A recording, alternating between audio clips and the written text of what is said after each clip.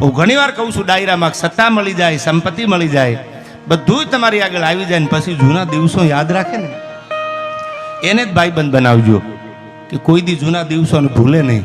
સુદામો ક્યાં ગરીબ, ક્યાં લેવલ માપવાની વાત આવી યાર. અટાણે માણા લેવલ માપીને ભાઈબંધાઈ કરે છે, આપણા લેવલનું નથી. લે તમે ગમે ને પૂછી લેજો, કાં તો આગા ખૂણામાં બેન કે એ આપણા લેવલમાં નથી. તમારા બાપ દાદાના જોડામાં દેડકા રાયતું રોકાતા, અટાણે તમે આ રોડ કાંઠાની 2-3 વીઘા વેચીને કરોડો રૂપિયા આવ્યા ને કહો અમારા લેવલમાં નથી. તમારા લેવલની ગામને પૂછો તો ખબર પડે.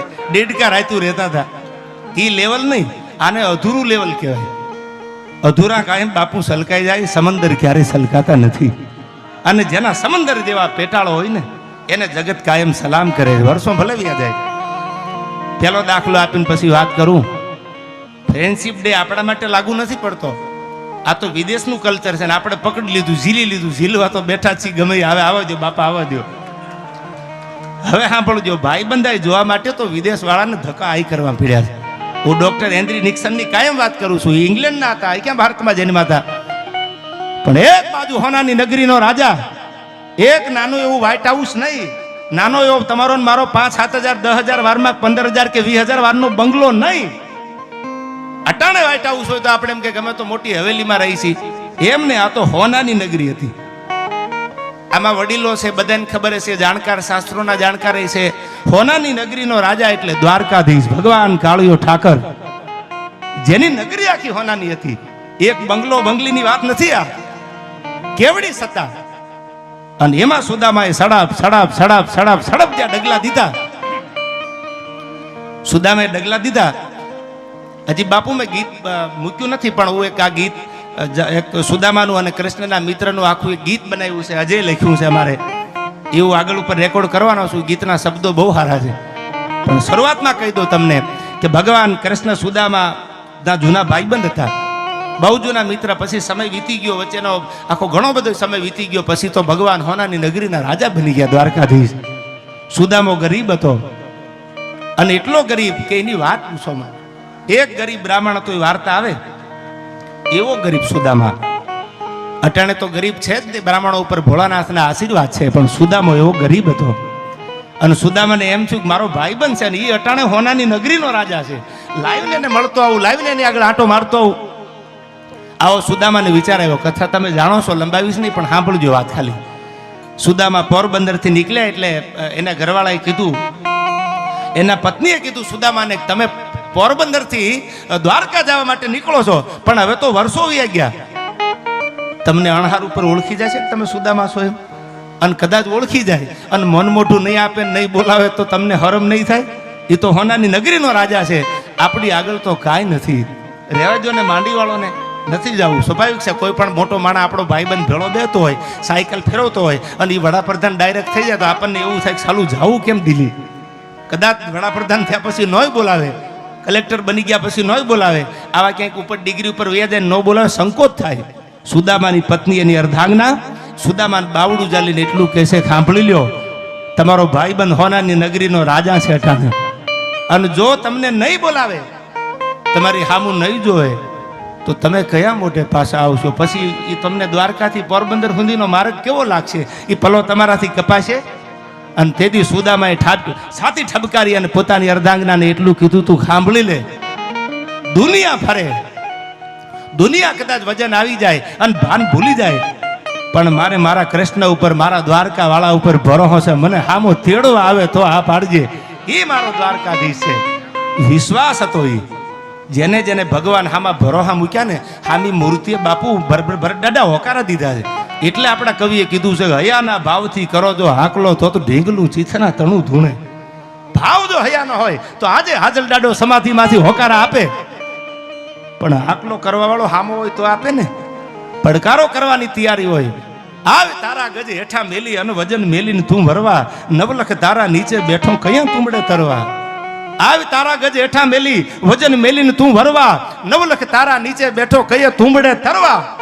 14 ભવનનો નાથ આવે એક ચપટી ધૂળની પ્રીતે, વજન કરે આરે મનવા ભજન કરે જીતે. દાડા મેકરણે ભજન કર્યું, હાજલ દાદાએ ભજન કર્યું, દેવજી દાદાએ ભજન કર્યું, જેને જેને રામજી રાજાએ ભજન કર્યું, મૂળજી રાજાએ ભજન કર્યું, જેને જેને ભજન કર્યા ને અખાડામાં, એ બધાની સમાધિઓ હજી આમ ધૂપેલી આમ ફરે છે.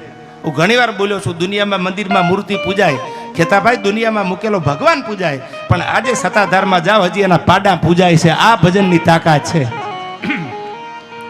સુદામા હાલતા થઈ ગયા, હાલતા હાલતા હાલતા હાલતા પોરબંદર થી દ્વારકા આવ્યા. પછી દ્વારપાળોને ની આખી કથાની વાત તમે જાણો છો. આવીને કીધું ન જવા દે, તો સ્વાભાવિક છે કે બધું હાલે જ છે પહેલેથી. અટાણે કાંઈ એવું એવું છે ને, ચા કરતા કેટલી બાપુ ગરમ હોય. આપણે ભરત રાજાને મળવાનું હોય તો દરવાજે ઉભા રાખજો, ઘરે રહેવો જો બાપુ આરામમાં. પણ બાપુ જાગે છે ભાઈ. અમારે વાત થઈ ગઈ દાદા એટલે ટોટણ આવ્યા છે અમે. સાંભળજો, આ તમે નિયમ રાખજો. પાછા દાદાને ખબર ન હોય, એ તો રાહે બેઠા હમણાં આવે.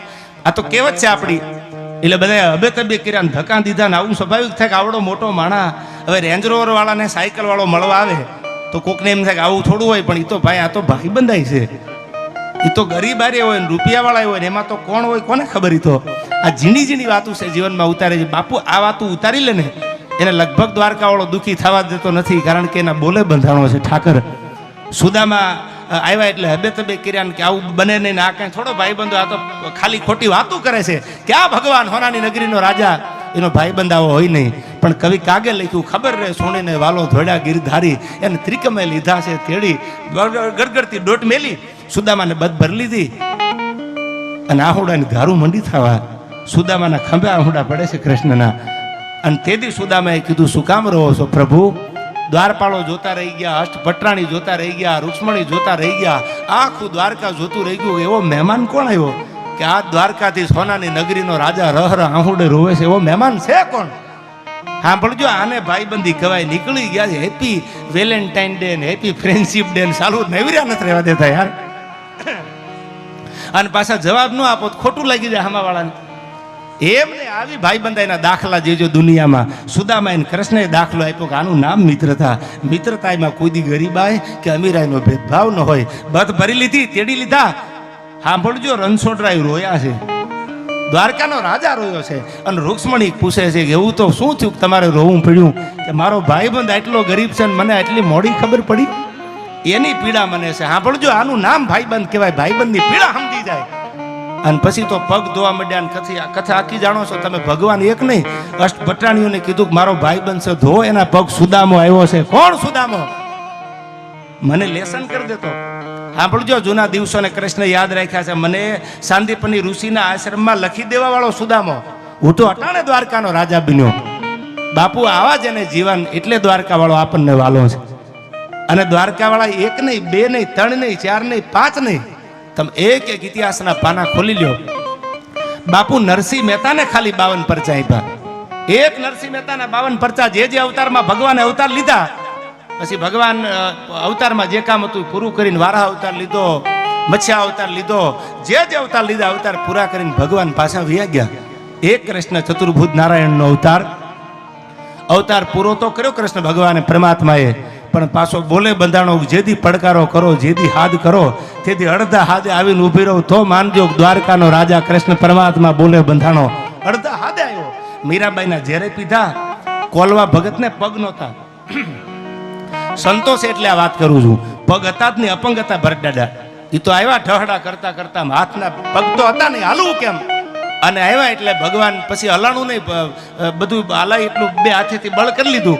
પગ તો હતા ને ઢહડા કરતા કરતા. પછી કીધું કે હે દ્વારકા વાળા, તારા દેવળ સુધી આવ્યો છું, દર્શન તો આપ. અને તેથી એ દ્વારકા વાળો એનો હાથ સાંભળી અને બાપુ આખું દેવળ ફેરવી નાખ્યું. આખું દેવળ ફેરવીને દર્શન ખોલવા ભગતને આપ્યા. એથી આગળ કહું તો બોડાણાના ગાડે બેહીને ડાકોરના પાદર સુધી ભેળા હાલ્યા કે તારે આવવાની જરૂર નથી, હું તારી સામે હાલું બે ડગલા. આ દ્વારકા વાળો છે, નીરા ડગલે પગલે જેને પરચા આપ્યા છે.